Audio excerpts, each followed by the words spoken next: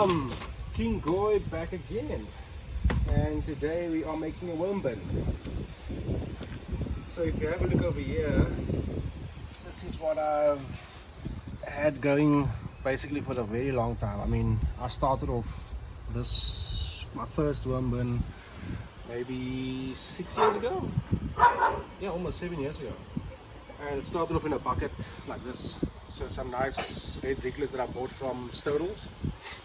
The way I propagated or made more of them was quite simple. I basically got my hands on a tote bin, small adjustments, made some holes to the bottom and particularly along the sides and some on the top. Although I can't find the lid for the top, so I'm going to have to make a makeshift one. But yeah, for now I've got some bedding. I mean, it's quite good.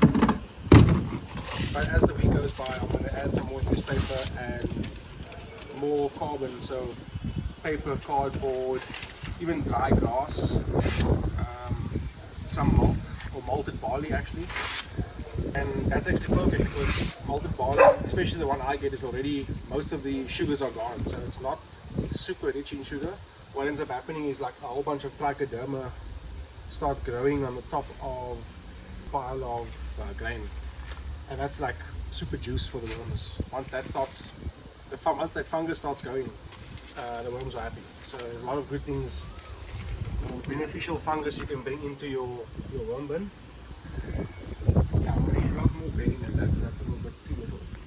But I'll add some more to the worm bin itself. I mean, what I'll do is I'll use my original colony from the beginning, just dig up some worms from the bottom that are already in there. Only recently started taking care of these things again because they were just sitting outside in the sun.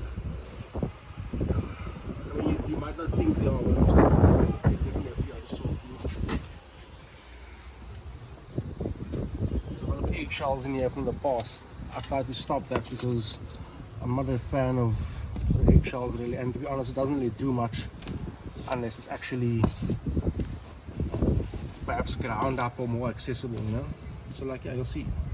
It's just very dark at the moment, but there are definitely worms in here, and especially new ones. So there's a whole bunch of horse manure that's already gone, turned into worm poop. See, just turned up. There's another one. This colony used to be a lot more active, so bear in mind it's still sort of just starting again. Well, but within a week or two, you should see like, well, that worm population will double, especially if there's a good source. Like I've laid with grass, newspaper, a whole bunch of organic matter, you know, like decomposing fruit, all the stuff you throw away from your coffee grounds, you know, anything like that. No meat, obviously. And then something for them to munch on. So I've just got a few scraps that I got just to show you what ideally most people have laying around. Skins, tea bags, you know, all those things are good. Tea bags are fun. They like to sort of get in the tea bag and just like populate. Avocado skins, they love that shit too.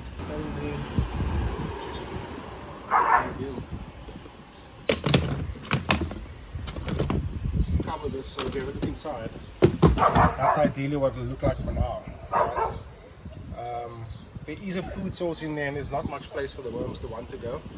If I put them close by, if they do go out, they're not going to go far. The thing I always tell people about worm bins, the first time you make one, you're always so focused on making it correct. You're like, oh, I must have the bedding first, and then the organic matter, and then the worms, and it's like you check on it every day. And the thing for me that made me realize that they are a part of nature is I went overseas for about 6-7 months and nobody looked after this. Just the rain and not really being too exposed, and the worm population would like just continue to flourish. I had like 3 or 4 bins that time, millions of worms, I don't know, thousands, hundreds of thousands, I'm not sure, lots of eggs too. Yeah, I think the main objective with worm farming is when they're not eating, they're reproducing, and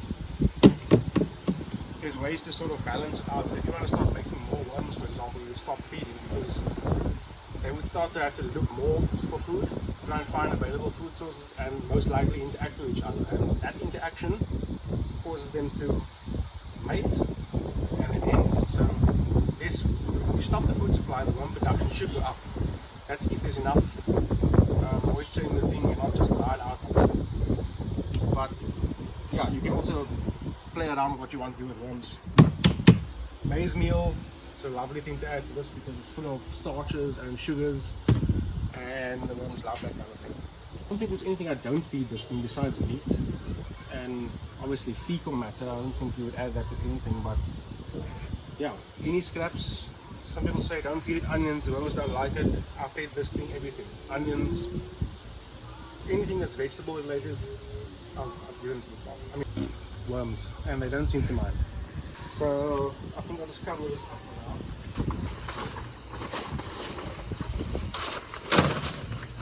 The weight on there. It's not something you should worry about too much. The thing you should always make sure you do is continuously add your scraps.